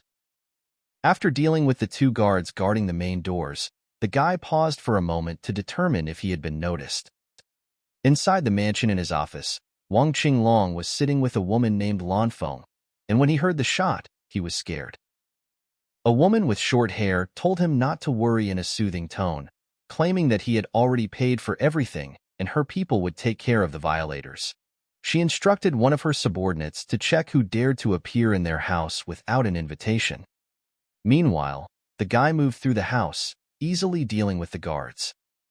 Suddenly, approaching the glass door, he sensed danger and, seeing a huge silhouette behind the glass with his peripheral vision, quickly reacted. A few moments later, a huge man smashes the glass door with a powerful knee blow, and the guy almost fell under this blow. After an unsuccessful attack, the enemy takes out the second half of the door with a powerful kick. A huge man with scars on his face appears and addresses the hero, asking why he is still alive. Hearing this over a voice connection, the owner of the house reacts in fear, thinking that the guy has been dead for a long time, and he orders the girl to come to him. In response to this, she declares that she does not like being told what to do, and promises to meet him with all the severity if he dares to approach their door. After this, Lanfeng orders his subordinate to kill the hero, to which he confidently replies that he can handle it in a few minutes. Qin Liuha asks the man who he is and why he believes he has the strength to defeat him, but only receives more threats. The guy reacted calmly to what was happening, realizing that he would probably have to convince this upstart and change the course of the conversation in his favor. The rivals stood opposite each other, preparing for a fight that could end in death for one of them. The guy was the first to make his move, directing a blow towards the man's body with a sharp lunge, but he easily blocked the attack. However, the guy was not going to stop there. He still had a lot of energy, and he continued to throw quick blows at his opponent. The villain turned out to be no ordinary opponent. He easily reflected and dodged Chin's attacks, waiting for the right moment to strike back. At one point, the man, after dodging, raised one finger up, trying to piss the guy off and treating him like a child. He continued to do this as if his goal was to provoke an emotional reaction from the hero. Chin was not one to fall for such primitive tricks. With composure, he continued trying to hit the villain with his blows. But at one moment the thug grabbed him by the knee and easily threw him up. Even to the ceiling, the enemy turned out to be extremely strong. After the missed blow, the guy, along with the chandelier, which he knocked down with his body, fell to the floor. The hero understood that he could surpass this man in strength and endurance, but the situation made the fight difficult because it was too dark around. At this moment, due to the lack of lighting, he barely noticed that the enemy was already preparing a huge fist for the next blow. Unfortunately, Chin did not have time to dodge, and the powerful blow threw him several meters, crashing into a coffee table. It was an unpleasant moment, and he needed to take some action if he wanted to win this fight. We must not forget that this guy was someone who knows how to find a way out of any situation, and he picked up an iron stick from the floor, which was enough to change the course of the battle in his favor. Using his unique instincts, he waited for the perfect moment to make his next move. Having done everything correctly, he swung his weapon, aiming to hit the enemy and cause him irreversible damage. And then something unusual happens. The blade tears apart the enemy's reinforcement, and Chun tries to determine whose weapon it is. The blade not only turned out to be extremely hard, but also amazingly fast, and thanks to his agility the hero was able to dodge. After this, slowing down just for a moment, the hero realizes that someone is standing behind him, and how this second opponent ended up behind him. He answered this question by punching Chin in the face, and did not even have time to react to the second opponent. Consequently, he found himself on the floor again, and this apparently represented the most difficult conflict in which he had ever been involved. Anger was clearly visible in his expression. He did not like that his enemies resorted to such vile tactics in battle against him. Thus, he found himself in a critical situation, where every careless step could be his last, and two powerful opponents threatened him right above his head. The blindfolded man realizes that 3 minutes have passed, which means the end of the time allotted to the thugs. Now it's his turn to step up to the plate. With a smile on his face, he assures that he won't even need 3 minutes, and 2 will be enough. However, Chun had no intention of giving up. He noted that the key mistake in battle is the incorrect assessment of enemy forces. His face tensed, sweat dripped down his forehead, and he had to concentrate completely because his enemy was unusual. It was almost dark around. The light penetrated into the room only for a moment during flashes of lightning. It was at these moments that the guy noticed the attacks. Judging by the man's appearance, the darkness of the room did not pose a problem for him. He was probably blind. However, this did not stop him from launching instant attacks with his sharp blade, and the hero was barely able to successfully dodge. Having decided to use a pistol, Chin believed that if the enemy did not see his movements, he would not be able to predict that he had drawn a firearm from his holster. However, in some amazing way, the blindfolded man felt that the hero had pulled out a gun, and thanks to this he remained unharmed. Immediately after successfully dodging, the enemy makes a powerful horizontal strike with the blade, and Chan is forced to do everything possible to save his life.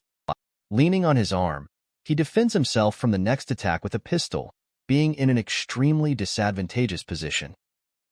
However, by some miracle, he manages to punch the swordsman in the face, which gives the guy valuable seconds. Taking advantage of the moment, the guy jumps back, gets to his feet, and there are still a few rounds left in his clip. The hero points the barrel towards the opponent and fires many shots. It seemed that they were aimed directly at the target, and in a few moments, everything should have ended in Chin's victory. However, the enemy has his own opinion on this matter, dodges one bullet, and parries another with his blade thanks to his incredible skill. This master was a true professional. and the hero still could not understand how he managed to read the movement of a bullet without seeing it. The scene was breathtaking. Two extremely talented fighters stood opposite each other in a dark room, lit only by flashes of lightning. The swordsman is in a hurry, because the 2 minutes he has allotted for himself to kill are coming to an end with every second. Chen shoots again, but the bullet again treacherously flies past, meeting the concrete wall. The next moment, the guy once again feels the presence of the enemy behind him. The swordsman rushes out of the darkness, putting all his skill into this blow, believing that it will be victorious. However, his blade is not destined to reach the hero. Instead, the villain feels a sharp pain in his chest. It was a bullet. It turns out that the guy deftly shot at the right moment, through his jacket, right during the enemy's attack. Lying on the floor in a pool of his own blood, the swordsman tries to find out from the guy how he determined where to shoot. Chen didn't actually know exactly where to shoot, so he simply lured the villain to the right place using shots. He did this with gunfire, realizing that the man with the headband had misread the direction of the attack and was now clearly annoyed. He was interested in the question of why the guy allowed him to sneak up behind him and attack. The reason was that the swordsman's hearing and sensitivity were so high that the hero could only hope for luck. However, the enemy was not satisfied with this explanation, and before dying he needed to find out the reason for his defeat. Chen tested the limits of his opponent's abilities using bullets, which allowed him to find a vulnerability in the defense, and it cost him 4 shots. The hero did not have time to waste on talking, and he finished with the swordsman and moved on. He still had a lot to do. There was no time left for rest. Immediately after defeating the swordsman, he was attacked by a thug with a powerful blow from above. The guy dodged at the last moment, and the blow destroyed the stone wall into small fragments.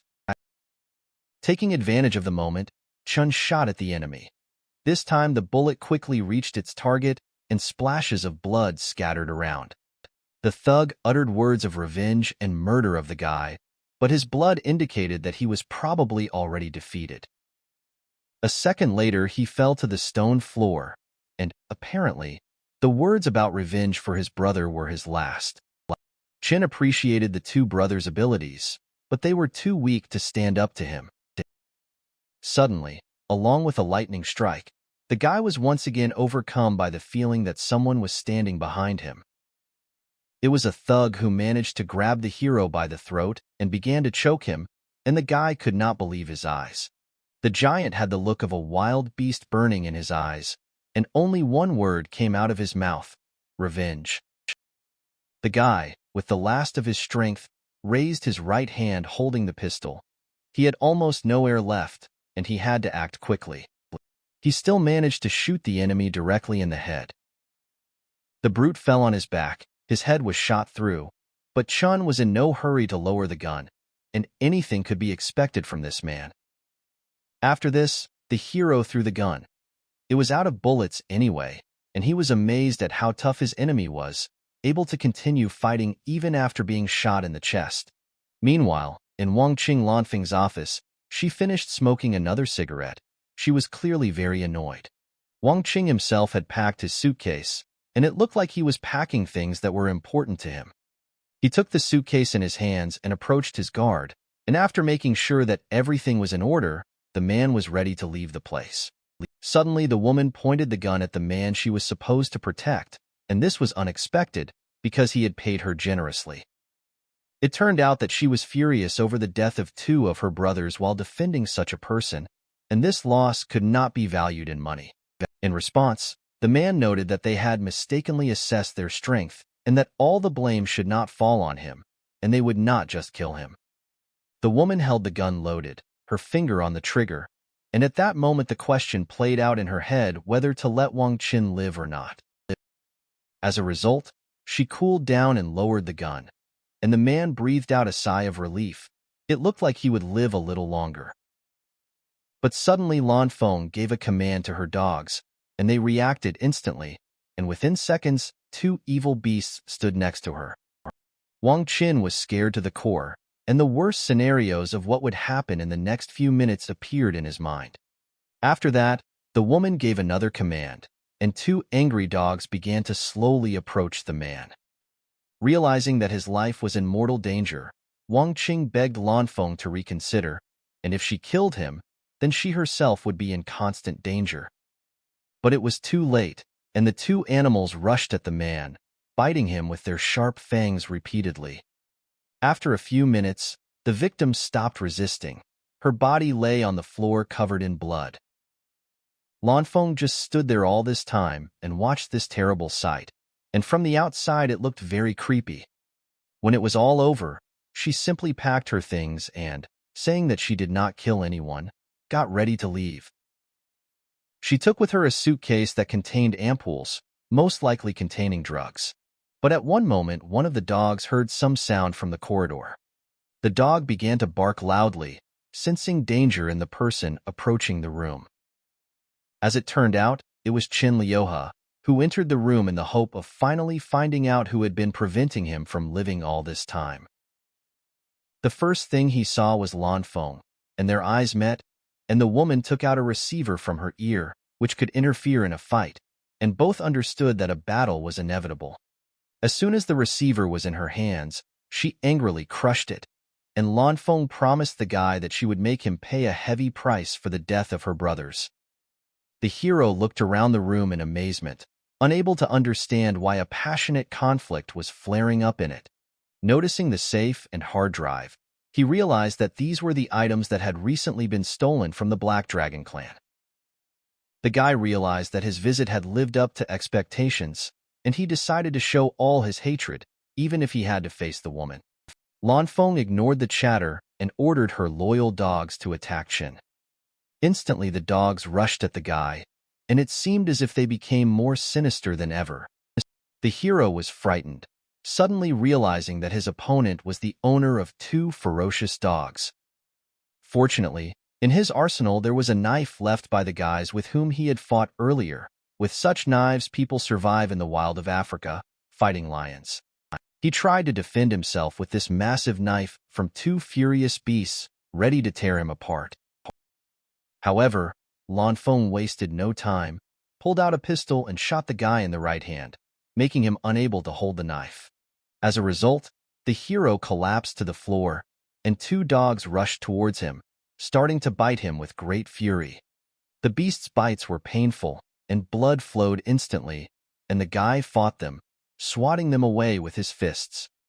Suddenly, one of the dogs targeted Qin's most vulnerable spot, and he needed to act immediately. With a lightning-quick and deft movement, using both legs, he grabbed the dog by the throat, the only way to curb it. Then he punched her hard, because biting on that spot was mean and rude. By some miracle, he managed to escape the attack of these two rabid creatures. This was just the beginning, and immediately after that 2 shots rained down, one in the right hand, the other in the left. Lanfeng continued to shoot. Her anger did not subside. She sought to get rid of Qin at any cost. The guy had to dodge her shots. He had to show all his strength to survive in this hellish clash. Although the woman was out of ammo, her rage burned on her face as brightly as when she learned of the death of her brothers. Without ammunition, she posed no less of a threat, and the 2 dogs were already coming to their senses and were ready to attack again. The young man got to his feet, despite the fact that the bullet wound did not affect his bones, but they limited his movements, and in this situation he had to resort to a special trick. Taking a stance, he hid his finger in his shoe, waiting for the moment when the dogs would come close to him. It turned out that his trick was to attack the dogs with feet wearing socks that had not seen the wash for at least a month. And despite the strangeness of the situation, it turned out to be surprisingly effective. Both animals were neutralized, and Lanfeng watched with disgust. This was not enough for the guy, and these animals angered him too much, and he was going to teach them a lesson. Taking the socks in his hand, he rushed in pursuit, and the dogs scattered, trying to escape from him. However, they did not manage to escape far, and now they were neutralized for a long time. After that, Chun turned to the woman with a playful look and invited her to fight. and Lan Feng was looking forward to this moment. With anger on her face, she attacked first, masterfully wielding kicks. They were both incredibly fast, but the guy was also skilled, easily dodging the first blow. The woman's next strikes were unsuccessful as Chen deftly dodged them. However, it turned out that all these blows were just a diversionary maneuver, and at one point the woman struck from above. From Lan Feng's expression, it was clear that this was an unusual strike, and it did not end with a simple movement of the foot. As it turned out, a razor-sharp blade was hidden in her shoes, which stopped just a centimeter from the guy's eye. He managed to block this blow, but the risk was very high, since there was very little left to his face. In a desperate attempt to escape, the guy decides to grab the blade of the blade with his teeth. At one point, the opponent's gazes meet, and the woman turns out to be a skilled fighter, and apparently she is preparing for the next blow with her second leg. This is confirmed as Chen barely has time to fend off her fast and sharp kicks. At some point, Lan Feng completely rises into the air, her fighting style looking extremely unusual. Despite this, the hero copes with repelling all attacks and throwing her aside. However, while retreating, the rival manages to touch the guy's chest with her secret blade, inflicting a very painful wound. At this moment, Lan Feng is preparing for a new attack. Confidence is visible on her face. She believes that she is winning. The woman instantly rushes to attack. Her movements are so fast that even Chen can't keep up with them. The guy only manages to block her blows, and this time with his right foot. It will be followed by a blow with his left hand, and at this moment the guy is not sure whether he will have time to deflect it. But he succeeds, and he feels severe pain. The blow was not only sharp, but also strong. That's not all, because with a deft movement, the woman grabs the hero's hand and squeezes it with all her might. She manages to hold the guy in a grip, which is extremely dangerous for him. Such a technique can be fatal. In addition, this is an unusual and special royal cross grip that Lan Feng said no one has ever been able to escape from. The hero is furious, since no one has previously been able to put him in such a difficult position, and cannot believe that a woman is capable of such actions. At this moment, Chen had awakened a true sense of anger within himself, mobilizing all his inner strength to effectively confront his opponent. It should be emphasized that his physical strength turned out to be even more impressive than it might seem at first glance, and with just one hand he was able to lift the woman off the ground, demonstrating his incredible strength. Having completed this action, he threw her powerfully to the floor, which makes it highly unlikely that she would quickly recover from such a strong blow. The guy carefully studied Lan Feng's movements, but at the same time noticed that standard tactics become ineffective when the enemy really has colossal strength. He tied the woman up not only because of his decision not to leave the scene, but also to force her to apologize to him. At this time, at the other end of the city, the mysterious man appeared again with a beautiful bouquet of flowers. From the dialogue between the two workers, you can easily find out that he is one of the 7 Xiao, and this is not the first time he brings flowers to a woman named Wang Jing. It is also clear from their conversation that this man's younger brother is a real spendthrift, bedridden. At a certain point, there was a knock on Wang Jin's door, and she allowed entry, although she was busy working with documents. Her secretary reported that a man had once again come to her with a bouquet of flowers, but she did not want to meet him and asked to be informed that she was not there. The secretary had no choice but to carry out this order, since this man seemed somewhat gloomy to her, and she felt some fear of him. In response to her actions, Qiao notices that roses with thorns are more fragile and asks to take them away, hinting that he will come back again next time. As soon as he left the building, his name was immediately called in his direction, and someone showed an extremely strong desire to meet him. As it turned out, it was a girl with red hair, and it seemed that she really liked him, and she was wondering why that woman in the office was better than her. Hearing this, Yunqi turns to his friend with some request. Hearing this, the girl reacted with admiration and was ready to do anything for her lover. After that, they went to the company building, which belonged entirely to the man's family. Once inside, they used a special elevator available only to VIP clients. Unfortunately for the girl, the elevator headed down, causing her surprise and finding herself in the depths of the dungeon. She had no idea that the building went so deep underground.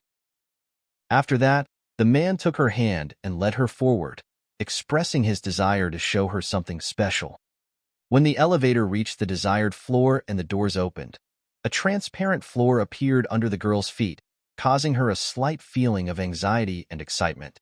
Even lower, a huge enclosure was visible, where several majestic African lions lived, creating the impression of a mesmerizing animal kingdom. Yunchi smiles and shares that these magnificent lions are his pets, while his companion, trying to hide her slight fear, admits that she admires these powerful creatures. In response to the devotion shown, the man is very touched that she is ready to do such extravagant acts for his sake, and yet the girl does not yet fully understand the meaning of what is happening. Suddenly, the solid ground beneath her feet disappears, and she begins to slowly sink. At this tense moment, images of her entire life flash before the girl's eyes, and she realizes that she is rushing into a small room where her fate can be decided. The psychopath remained on top and watched everything that happened, feeling grateful to his companion for keeping his pets happy.